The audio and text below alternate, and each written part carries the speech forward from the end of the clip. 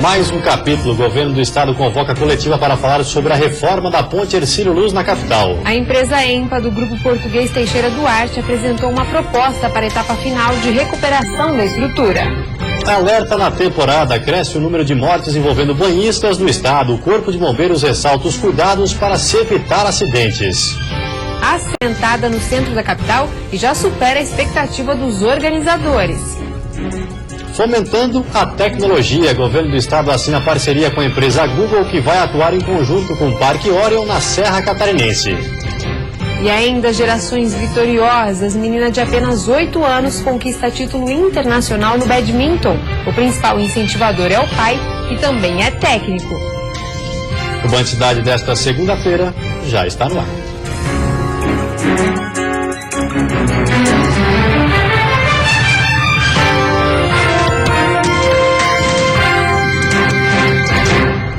Olá, boa noite. Olá, boa noite. Faltando 8 dias para o verão, o estado já registrou mortes por afogamentos em rios catarinenses. Um deles aconteceu na região serrana, em Lages, e chama a atenção para os cuidados que os banhistas precisam ter. Um homem de 29 anos morreu ao entrar no rio. O acidente aconteceu na localidade de Salto Caveiras. Estavam lá e, de repente, em um dado momento, deram falta por uma dessas pessoas. E aí foram observaram que ela tinha entrado na água e entenderam que ela tinha se afogado. Nos chamaram e a nossa equipe de buscas esteve no local e, após 1 hora de buscas, conseguiu localizar o corpo da pessoa. Em Fraiburgo, no meio oeste do estado, 2 pessoas também morreram afogadas neste final de semana. Os 2 homens de 26 e 31 anos estavam em um caiaque e a embarcação virou. Eles foram encontrados pelo Corpo de Bombeiro em um ponto do açude com 3,5 metros de altura. Os homens estavam em uma confraternização da empresa onde trabalhavam. Este bombeiro chama a atenção para esses casos e diz que vale como alerta. Durante esta época do ano, é comum pessoas se refrescarem em rios no interior do estado. Mas fica uma dica: não entre no rio depois de ter ingerido álcool. Que evitem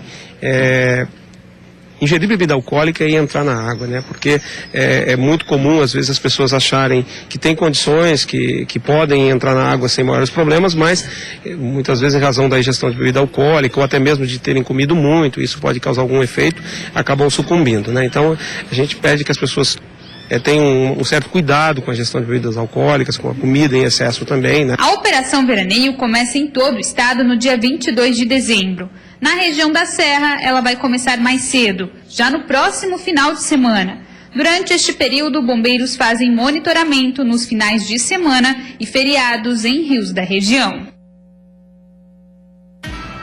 A semana começou com sol em todas as regiões do estado. E nesta terça-feira a condição se mantém pela manhã, com possibilidade de chuva isolada durante a tarde. As temperaturas ficam elevadas. A máxima chega aos 32 graus no Vale do Itajaí e Litoral Norte. Já a mínima fica em 17 na Serra Catarinense. No Planalto Norte, mínima de 18 e máxima de 28 graus. No Oeste, Grande Florianópolis, máxima de 30. E os termômetros registram 31 no Sul. A preocupação com as picadas do Aedes faz muitas mães buscarem alternativas para proteger bebês recém-nascidos. Segundo os médicos, o repelente só pode ser usado a partir dos 6 meses de vida. Vamos desfiar agora? Vamos! Nem está tão frio, mas Catarina já sabe que o look é manga comprida. Com esse mini corpo quase todo coberto, hora de ir. Na volta, uma checagem que se tornou rotina. Mesmo com a roupinha na frestinha da roupa, como aqui, ó, que pode ocorrer uma picada. Juliana é mais uma soldado de um exército de mães em alerta máximo com o Zika vírus. Além das grávidas e de seus bebês em gestação, os recém-nascidos também preocupam pela baixa resistência, mas principalmente por um limitante, o repelente. O produto só pode ser aplicado a partir dos 6 meses e ainda com cuidados. Para um bebê, com certeza, a melhor proteção é o velho mosquiteiro no berço.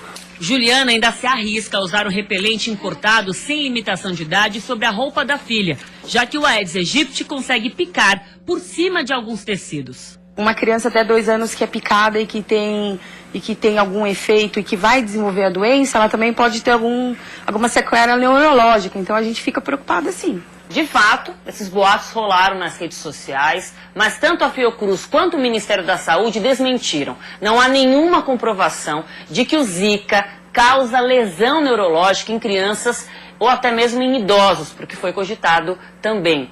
Mas é claro, o poder desse vírus ainda está sendo estudado. Então, neste momento de muita insegurança, todo o cuidado possível com os mais frágeis é muito importante.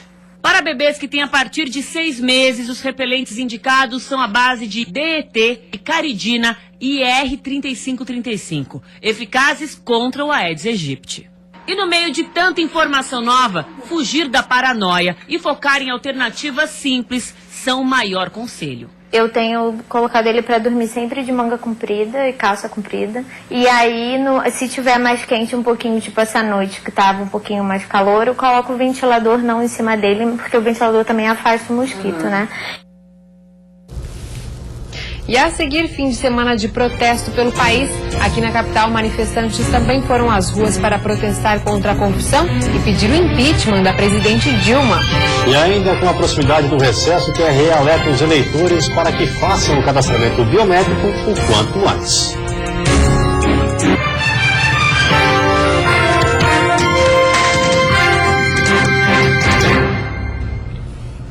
Neste fim de semana, o Movimento Brasil Livre saiu às ruas para protestar contra a corrupção e pedir o impeachment da presidente Dilma. Aqui no estado, uma das cidades que organizou o protesto foi Florianópolis. A expectativa dos organizadores era reunir 5.000 manifestantes, mas o forte calor deste domingo fez muita gente evitar o sol na Avenida Beira-Mar Norte. O protesto começou à 1h da tarde e, segundo o movimento, contou com a presença de mais de 1.000 pessoas. Já para a Polícia Militar, o número não passou de 400. O grupo pediu o impeachment da presidente Dilma Rousseff. Gosto muito dessas pessoas simples que não têm dinheiro. Nós, felizmente, podemos pagar um médico, mas eles não podem. Ficam um ano esperando para ser atendidos. Isso que mais me indigna. Por isso que eu venho essas passeatas, para lutar por essa pobreza. E uma coisa que eu aprendi com meus pais foi a moralidade, a ética e a honestidade. E eu passei isso com meus filhos. E eu estou muito triste em viver num país onde isso não é o mais importante. Então eu quero lutar com todo esse povo para termos um novo Brasil.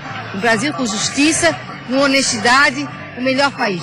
Tudo que o Fernando Henrique tinha feito, passou toda aquela dificuldade dos anos 90, todo aquele ajuste para sair da hiperinflação, e o PT destruiu isso. O Lula pegou, inchou o Estado, e criou um monte de bolsa insustentável. Nós não somos contra os pobres. Eu sou pobre, minha mãe era negra, minha mãe era empregada doméstica, meu pai era nordestino. O Movimento Brasil Livre tem sede em 16 cidades catarinenses.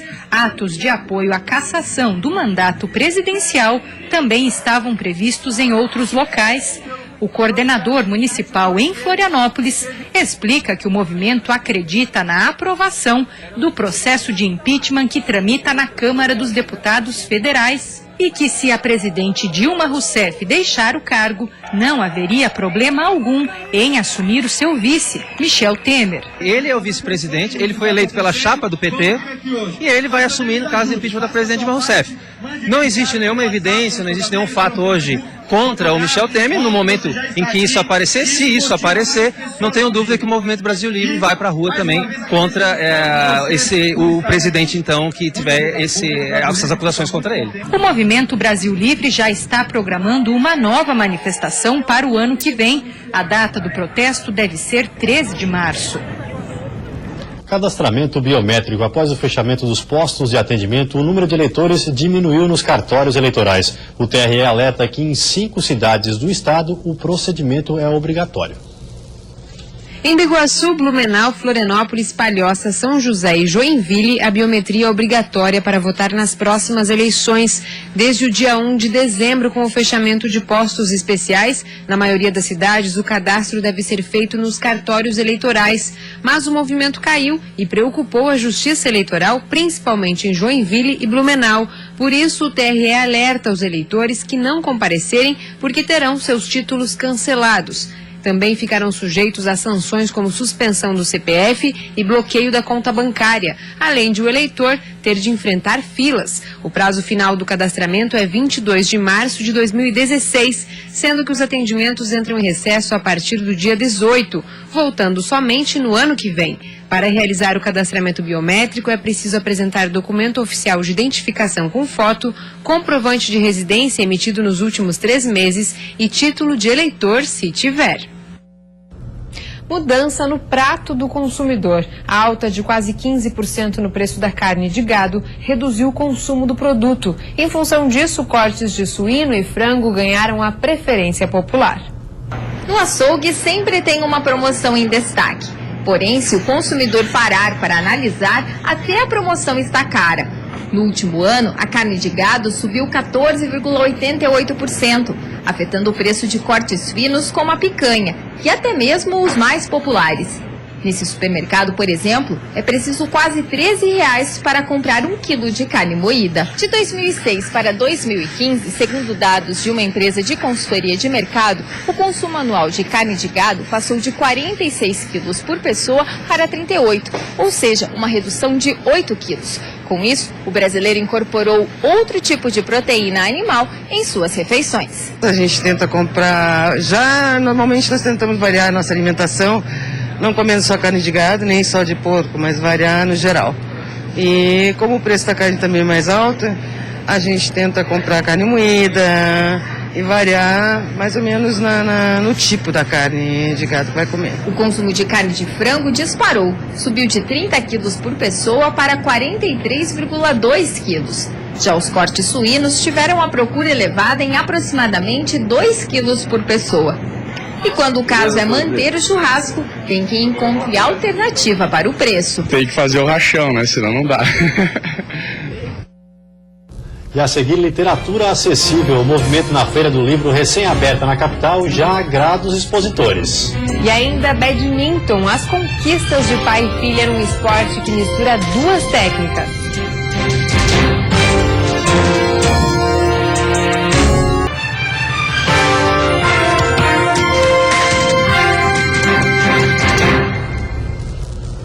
Um esporte que muitos podem nem ter ouvido falar. Trata-se do badminton, uma modalidade que para pai e filha moradores do meio-oeste do estado tem sido a razão de muitas conquistas. O badminton é um dos esportes mais praticados no mundo. Para jogar é preciso de uma raquete parecida com a de tênis e uma espécie de peteca.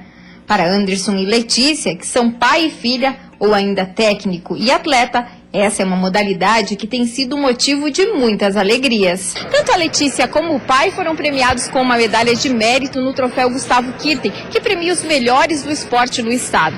Isso sem falar nas muitas conquistas em competições nacionais e internacionais. Além disso, recentemente, pai e filha foram destaque no troféu Guga Kirten, que premiou os melhores do esporte catarinense. Eles receberam medalhas de mérito como melhor técnico e atleta revelação. Isso é fruto do empenho da associação, dos atletas, dos técnicos, e está cada vez mais buscando atletas, crianças para participarem.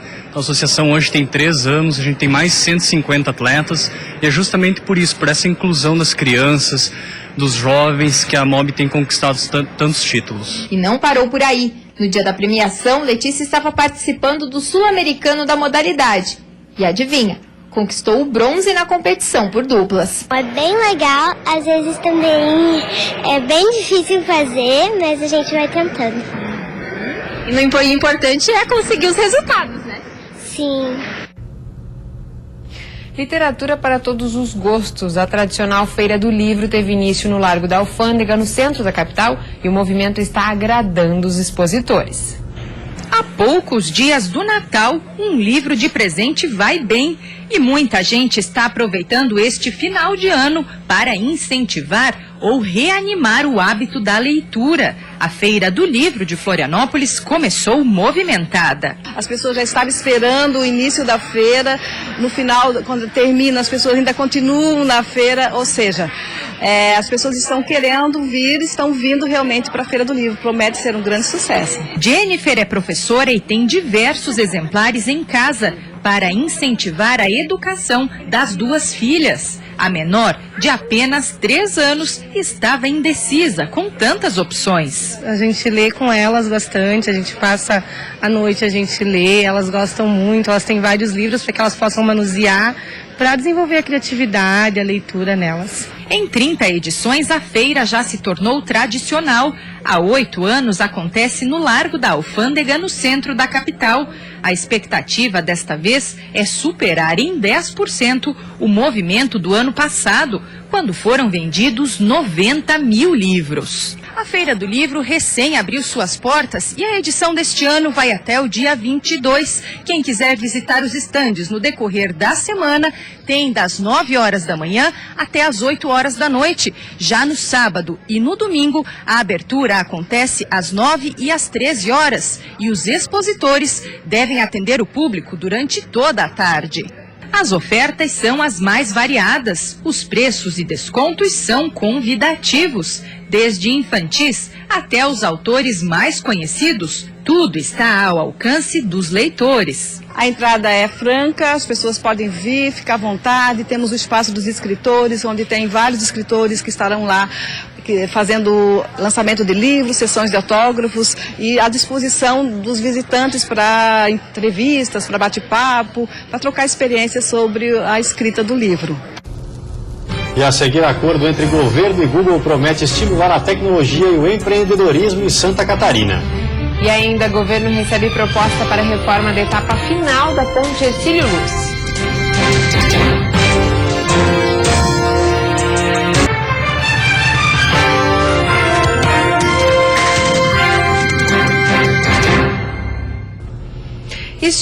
Estímulo à tecnologia e ao empreendedorismo. O governo de Santa Catarina assinou hoje um acordo com a empresa multinacional Google, que irá atuar junto aos parques tecnológicos que estão sendo construídos no estado.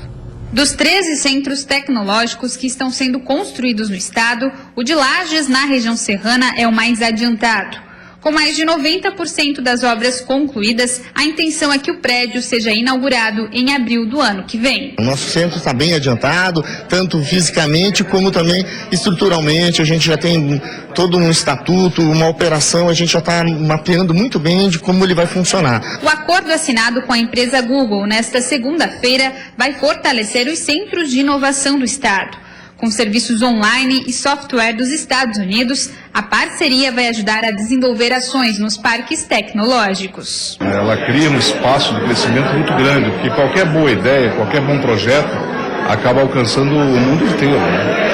E tem empresas aqui que já têm um sucesso importante, que inclusive tem uma atuação internacional. É uma grande oportunidade de desenvolvimento para o nosso estado e para a região serrana. Os centros de inovação são espaços criados para estimular o crescimento e a competitividade das micro e pequenas empresas por meio do avanço tecnológico. Os projetos precisam ser inovadores e as empresas serão escolhidas por meio de editais. Em Lages, por exemplo, a escolha acontece já no início de 2016. Os espaços irão reunir profissionais de diferentes áreas, com o objetivo de inovar processos e criar tecnologias para as suas regiões. Em coletiva de imprensa nesta tarde, o governador do estado e engenheiros apresentaram os próximos passos para as obras de restauração da Ponte Hercílio Luz. A expectativa do governo é de que em 2018 a ponte seja finalmente entregue, totalmente recuperada e aberta ao tráfego. A proposta da empresa EMPA do grupo português Teixeira Duarte para a etapa final de recuperação da Ponte Hercílio Luz foi apresentada pelo governador e por toda a sua equipe técnica. Conforme Raimundo Colombo, a expectativa do Estado é de que no máximo 261 milhões de reais sejam investidos na conclusão da restauração. Nós estamos fazendo com dispensa de licitação, inelegibilidade, todo o processo da reconstrução da ponte. E para isso a gente está entregando o projeto para a sociedade, para os órgãos de controle terem conhecimento, e após essa decisão nós assinaremos o contrato. Para o governo do estado, o ano de 2015 é considerado mais significativo para as obras de restauração da Ponte Hercílio Luz. Começou na semana passada a colocação da primeira das 5 treliças que vão garantir a sustentação da ponte. O prazo final para essa execução é abril do ano que vem. Somente depois disso é que as obras seguem para a etapa final. A obra, que é considerada muito delicada e complexa, está dentro do cronograma previsto. Com a execução das treliças, elas garantem a sustentação do vão central da ponte e permitem a transferência de carga para a troca de base e dos ferros. Nós vamos trocar todas as peças, nós vamos substituir apenas as peças que realmente têm necessidade de substituição.